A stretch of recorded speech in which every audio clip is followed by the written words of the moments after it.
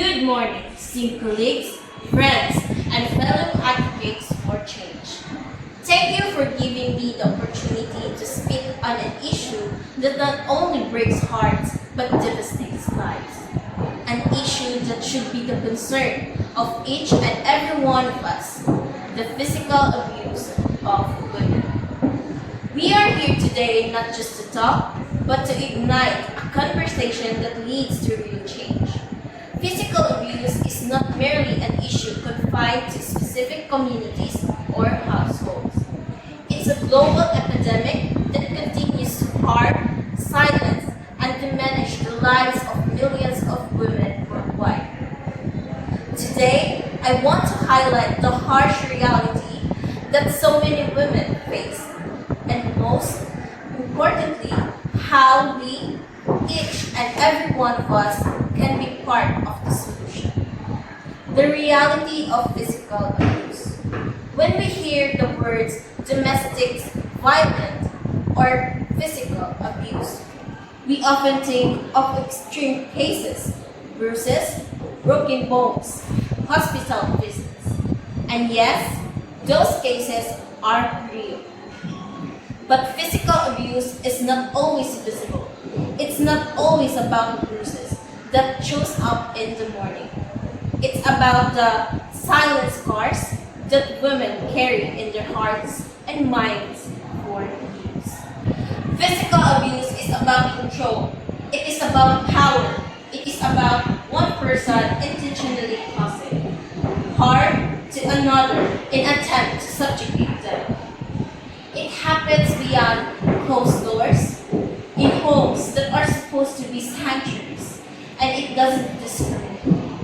It occurs in marriages, in dating relationships, in families, and in communities across every socio-economic background, race, and culture.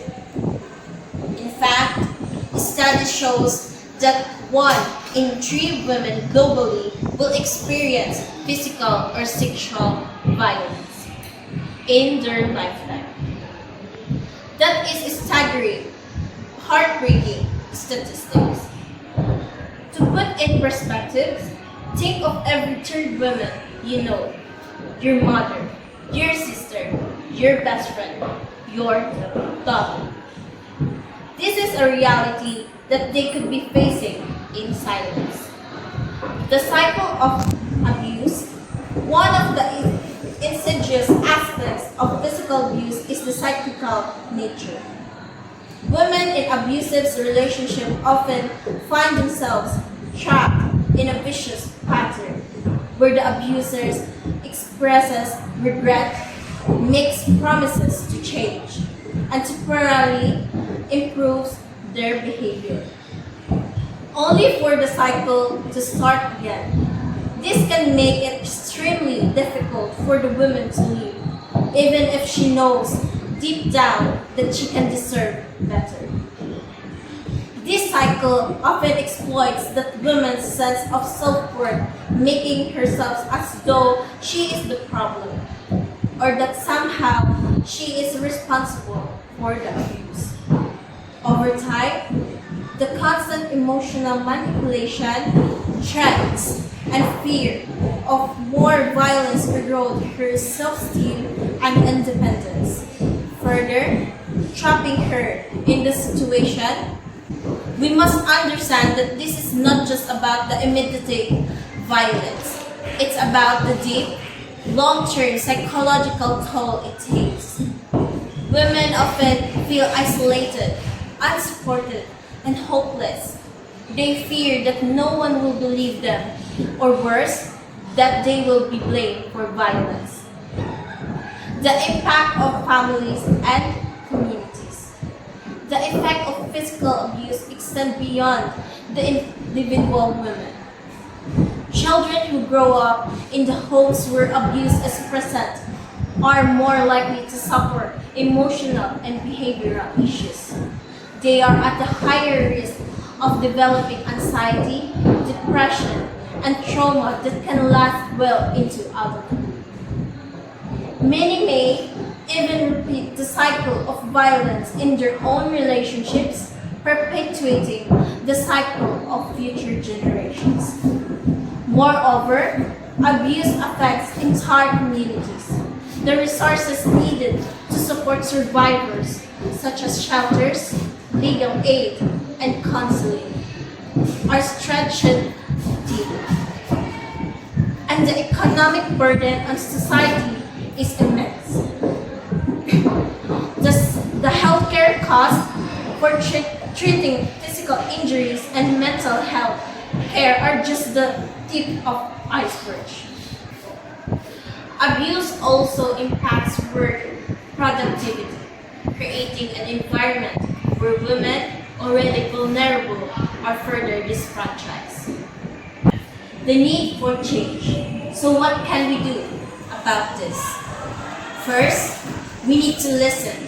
If you know someone who may be experiencing physical abuse, be a safe person for them to talk to. Let them know they are not alone and they deserve to live a life free from fear and harm. Second, we need to create the support spaces where women can heal. This includes providing access to mental health care, legal support, and emergency resources. Women's shelters, hotlines, and counseling services must be adequately funded and accessible to those who need them most. Third, we need to challenge the societal norms that allows abuse to continue. We must break the silence that surrounds it and challenge the cultural attitudes that normalize violence in any forms. This is not just an issue for women to fight alone. It is a societal problem that requires all of us to stand up and speak out. Men, women, and children alike must be part of the solution. Lastly, we must push for stronger policies and laws that protect women from abuse. We need more than just reactive measures. We need preventative ones. This includes holding abusers accountable for their actions and providing educational programs that teach healthy relationships, respect, and nonviolent conflict resolution. Empowerment and hope. Despite the darkness that surrounds this issue, I want to leave you a message of hope. Survivors of physical abuse are incredibly resilient. With the right support, they can rebuild their lives, reclaim the power, and find joy again.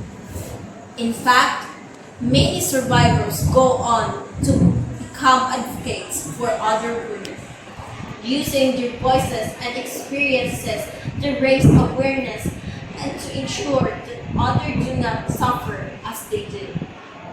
By helping one woman, we may be helping generations to come.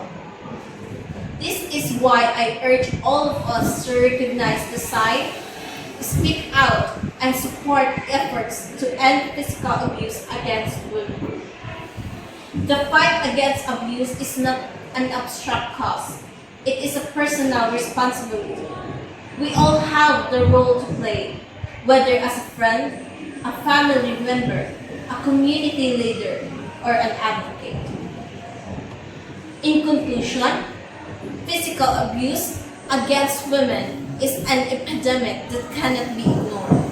It is an human rights, an issue of justice, an issue of equality. The pain, the trauma, and the suffering that women endure in silence cannot be allowed to continue. But there is a hope. Together, we can create a world where women are free from fear, where their voices are heard, where their lives are valued. And it starts with awareness, it continues with action, and it leads to change. Thank you for listening, and thank you for being part of the solution. Let us continue to stand together for a world free from violence. Thank you.